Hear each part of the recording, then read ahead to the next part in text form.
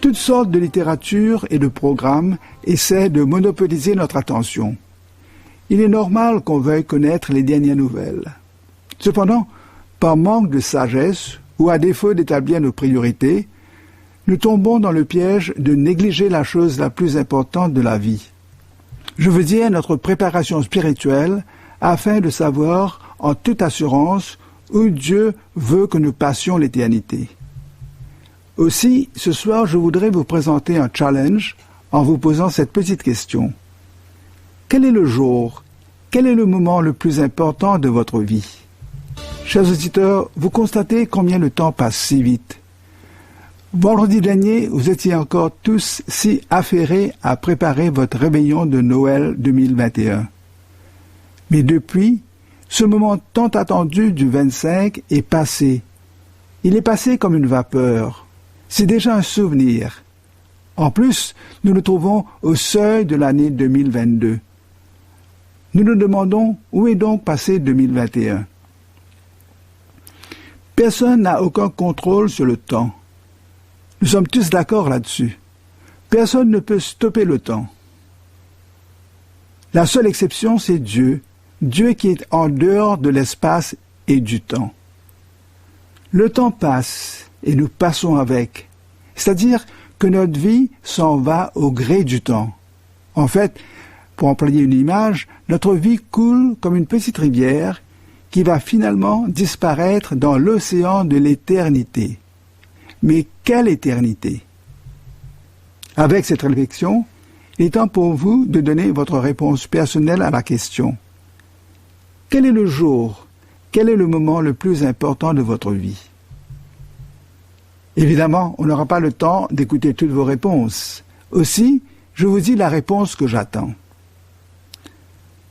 Le jour le plus important pour moi, c'est aujourd'hui. Le moment le plus important pour moi, c'est maintenant. Ce moment présent où Dieu me parle. Pour vous expliquer la logique et la justesse de cette réponse, le moment le plus important pour moi, c'est maintenant. Ce moment présent où Dieu me parle, eh bien, je vous donne la lecture de cette parabole de Jésus qui se trouve dans l'évangile de Luc. Luc, chapitre 12, les versets 16 à 21. Juste pour rappel, une parabole, c'est une histoire qui contient une leçon capitale pour notre âme. C'est une histoire qui demande un temps d'attention, un temps de compréhension, un temps de réflexion sérieuse, ainsi qu'une décision immédiate. Je redis, une parabole est une histoire qui demande un temps de réflexion sérieuse, ainsi qu'une prompte décision.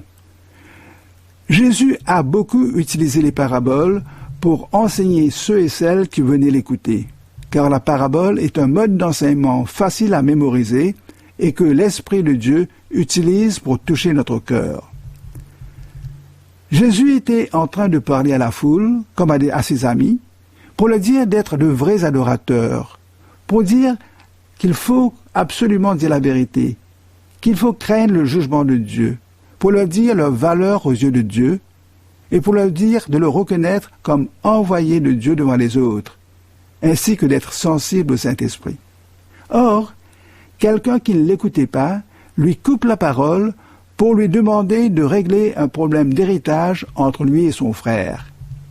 Cette personne était bloquée par son désir de posséder sa part d'héritage.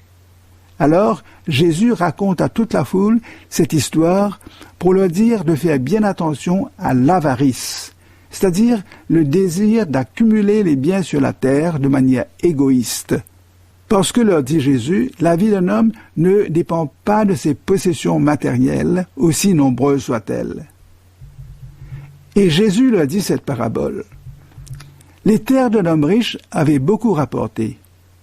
Et l'homme raisonnait en lui-même, disant « Que ferai-je? Car je n'ai pas de place pour serrer, c'est-à-dire pour conserver ma récolte. Voici, dit-il, ce que je ferai. J'abattrai mes greniers, j'en bâtirai le plus grand, j'y amasserai toute ma récolte et tous mes biens. Et je dirai à mon âme, tu as beaucoup de biens en réserve pour plusieurs années. Repose-toi, mange, bois et réjouis-toi. Mais Dieu lui dit, « Insensé, cette nuit même ton âme te sera redemandée. Et ce que tu as préparé, pour qui cela sera-t-il » Et Jésus conclut, « Il en est ainsi de celui qui amasse des trésors pour lui-même et qui n'est pas riche pour Dieu. » Chers éditeurs, c'est une courte histoire concernant ce monsieur, fort riche, dont les terres avaient produit une abondante récolte. C'est très réjouissant d'avoir une bonne récolte, n'est-ce pas? Portons attention à la décision du monsieur. Agit-il en bon manager? À première vue, oui. Il raisonne en lui-même. Que se dit-il en face de cette abondance? Au verset 18, nous lisons « J'abattrai mes greniers, j'en bâtirai de plus grands, j'y amasserai toute ma récolte et tous mes biens. » Pas de problème jusque-là. Il prend la bonne décision de construire de plus grands greniers pour préserver cette récolte. C'est ce que nous ferions tous. Or, l'erreur de ce monsieur, selon Jésus qui raconte l'histoire, c'est que le monsieur se préparait à jouir de son abondance matérielle en se concentrant sur lui-même, sans porter attention à son avenir spirituel, sans aucune considération pour Dieu. Relisons ce qu'il dit à son âme, car c'est ici le point important, car Jésus porte l'histoire à un autre niveau. Au verset 19, le monsieur parle à son âme. « Mon âme, dit-il, tu as beaucoup de biens en réserve pour plusieurs années. Repose-toi, mange, bois et réjouis-toi. » Le monsieur avait comme priorité sa vie ici-bas et la nourriture matérielle pour son corps pour de longues années. Chers auditeurs, il est bon d'avoir de la nourriture. Or, nous ne sommes pas que des corps qui vivent pour manger en négligeant dans le moment présent la santé de notre âme qui a besoin d'un autre type de nourriture. Ici, Jésus expose l'égoïsme de ce monsieur, son avarice, cet état de pensée qui consiste à ne pas vouloir se séparer des biens et des richesses de ce monde. C'est le moment le plus important pour nous. Notre âme ne peut pas prendre soin d'elle-même. D'autre part, il nous faut prendre soin de notre âme aujourd'hui et en cet instant même où nous sommes en vie et où nous sommes capables de prendre la bonne décision, car notre vraie vie dans l'éternité dépend de cette décision. Parce qu'après, il sera trop tard. Car au chapitre 9 de l'Épître aux Hébreux et au verset 27, Hébreux 9, 27, nous apprenons le plan de Dieu pour les hommes. Et je cite, « Il est réservé aux hommes de mourir une seule fois, après quoi vient le jugement. » Ce texte est limpide, une seule vie. On ne vit qu'une fois sur la terre. Viennent ensuite la mort et le jugement. Toute action et toute décision quant à notre destinée dans l'éternité doit être prise de notre vivant quand nous jouissons pleinement de toutes nos facultés. Faire provision pour notre lendemain terrestre, c'est bien, mais pas en faisant de la richesse matérielle et du bien-être du corps une idole. Une idole, c'est-à-dire une divinité, visible, palpable ou invisible, une chose créée par l'homme et qui prend la place de Dieu dans sa vie. Le point central de la parabole, c'est que nous devons prendre soin de notre âme et être prêts pour en rendre compte à Dieu à n'importe quel moment. Pourquoi? Parce que nous avons dit que le monsieur était un bon manager. Or, voici la sévérité de la réprimande de Dieu à son égard. Insensé, cette nuit même ton âme te sera redemandée, lui dit Dieu. Le monsieur était pourtant si logique en termes de la gestion de sa récolte sur le plan du management. Il était comme n'importe quel bon gestionnaire que nous connaissons aujourd'hui. Or, nous voyons que ce grand manager, Dieu le qualifie d'insensé. Un bon manager qui, paradoxalement, est dépourvu de bon sens, dépourvu de cervelle, dépourvu de raisonnement concernant la vie éternelle qui est bien plus importante. Parce qu'il n'avait pas de bonne priorité selon Dieu. Conclusion de la parabole par Jésus.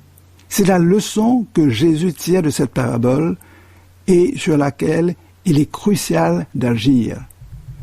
Jésus fait un contraste entre amasser des trésors pour soi-même et être riche pour Dieu. Les richesses et trésors, c'est pour la vie terrestre, c'est pour soi-même, c'est pour un moment, c'est de courte durée. Mais les richesses peuvent nous préoccuper, les richesses peuvent nous posséder au point de nous faire oublier que nous sommes appelés à vivre éternellement pour Dieu. A-t-on déjà vu un corbillard suivi d'une camionnette chargée des effets précieux et autres objets de grande valeur appartenant aux défunts se dirigeant vers un cimetière? La Bible dit « Nous n'avons rien à porter dans le monde ». Il est évident que nous n'en pouvons rien emporter. Et Jésus le dit d'ailleurs également, la vraie richesse est la richesse spirituelle. Donc, question, comment être riche pour Dieu? Dieu n'a pas besoin de notre richesse matérielle car tout lui appartient. Être riche pour Dieu veut dire vivre pour lui en lui étant agréable. Cela doit signifier être reconnaissant envers Dieu pour les nombreuses bénédictions qui nous viennent de sa main. Cela doit signifier la gestion de notre prospérité pour plaire à Dieu. Cela doit signifier la générosité envers le prochain que Jésus nous a chargé d'aimer et qui n'a pas autant que nous. En tant que personne naturelle, cependant, sans l'Esprit de Dieu, personne n'est capable de faire cela pour la gloire de Dieu.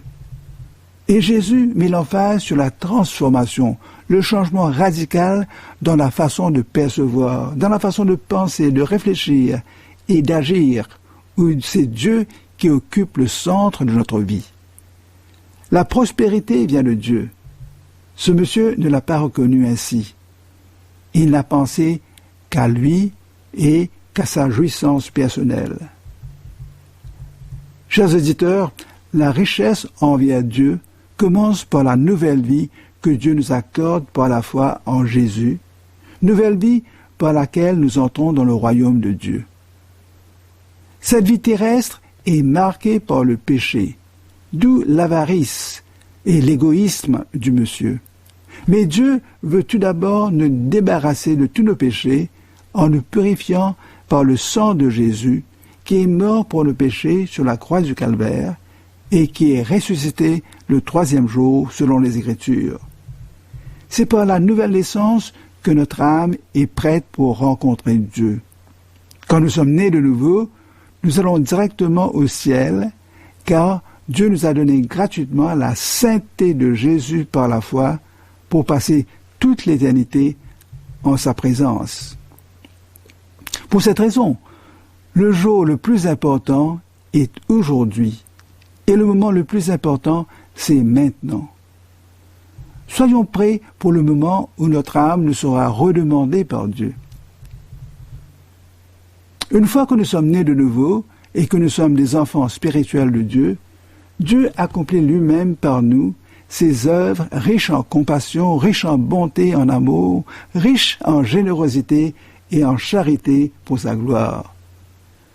Toutes ces œuvres sont comme des sacrifices de bonne odeur, des victimes spirituelles agréables à Dieu par Jésus-Christ, et que l'Esprit de Dieu dépose au pied du trône de la grâce pour réjouir le cœur de Dieu. Ce sont des richesses fondées en Jésus et qui résisteront le feu du jugement. Or, le riche propriétaire était riche pour lui-même, possédant des richesses matérielles sur la terre. Mais Jésus nous dit d'amasser plutôt des trésors spirituels dans le ciel, où ni la rouille ni la teinte ne peut les détruire. Chers auditeurs, chères auditrices, c'est une courte parabole qui contient un message très clair de Jésus lui-même. À nous d'agir en conséquence et de voir comment l'appliquer à notre situation particulière. Mais je vous donne une parole de mise en garde. Comme toute action et toute décision concernant notre destinée dans l'éternité doit être prise de notre vivant, Il faut impérativement éviter l'erreur que beaucoup commettent, c'est-à-dire qu'ils se confient à d'autres. Ils confient l'avenir de leur âme de manière aveugle à d'autres personnes qui se disent sages, penseurs, philosophes ou religieux, mais qui n'ont pas de relation personnelle avec Dieu par Jésus-Christ.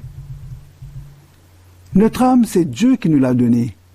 Et la Bible est très précise là-dessus.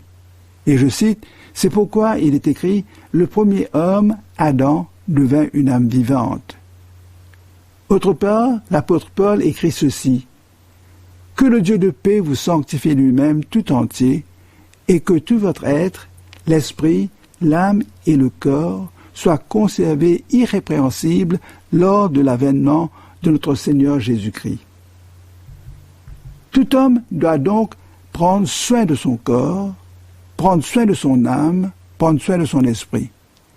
Il nous faut savoir, dès aujourd'hui et dès maintenant, ce qui se passera quand notre âme nous sera demandée et où nous allons passer l'éternité. Je vous rappelle que cette parabole se situe dans le grand contexte où Jésus dit à ses disciples de chercher plutôt le royaume de Dieu. Jésus n'ignore pas la vie terrestre. Il sait que c'est important, mais il nous rappelle que Dieu a en réserve des choses plus merveilleuses pour nous. L'Épître aux Hébreux a un message très clair concernant notre réaction à l'écoute de la parole de Dieu et notre préparation pour répondre à son appel. Et je cite, « Dieu fixe de nouveau un jour, aujourd'hui, si vous entendez sa voix, n'endurcissez pas votre cœur. » Enfin, le psaume 95, je vais lire les versets 6 et 7. « Venez, prosternons-nous et humilions-nous. Fléchissons le genou devant l'Éternel, notre Créateur, car il est notre Dieu, et nous sommes le peuple de son pâturage, le troupeau que sa main conduit. Oh, si vous pouviez écouter aujourd'hui sa voix. » Chers éditeurs, en conclusion, je vous laisse réfléchir à cette question de Jésus. Et que servirait-il à un homme de gagner le monde entier s'il perdait son âme? Ou que donnerait un homme en échange de son âme? Chers éditeurs, chères éditrices, le message se résume ainsi. À n'importe quel moment, Dieu peut nous appeler pour lui rendre compte de notre vie. Jésus nous raconte cette parabole pour nous montrer que le monsieur riche avait placé sa confiance et sa priorité dans les biens terrestres. Il paraissait raisonnable et logique sur le plan humain, mais il avait négligé de prendre soin de son âme et de se nourrir de la parole de Dieu. Eh bien, nous vous supplions de ne pas commettre la même négligence que ce riche, mais de vous assurer aujourd'hui et maintenant même que vous allez mettre en pratique ce que Jésus vous recommande de faire, c'est-à-dire d'être riche pour Dieu.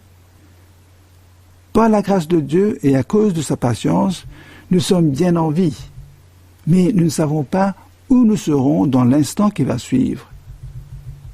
C'est pour cette raison que nous vous disons de saisir ce moment aujourd'hui pour mettre votre vie en règle avec Dieu. Si vous souhaitez le faire, nous vous demandons de prier avec nous ainsi. Dites, Seigneur Dieu, je rejette la convoitise de la chair, je rejette la convoitise des yeux, je rejette l'orgueil de la vie. Je dis non à l'avarice et à l'égoïsme. Seigneur, je veux obéir à ta parole qui me dit en ce moment même d'être prêt pour te rendre compte de mon âme. Merci pour ta patience et ta miséricorde, car tu m'as donné le temps pour entendre, pour comprendre ta parole, pour me permettre de prendre la décision de me confier en toi et de me mettre sous la protection du sang de Jésus. Ce moment aujourd'hui est le plus important moment de toute ma vie, car je veux me soumettre à toi afin d'être riche envers Dieu. Je reconnais mes péchés.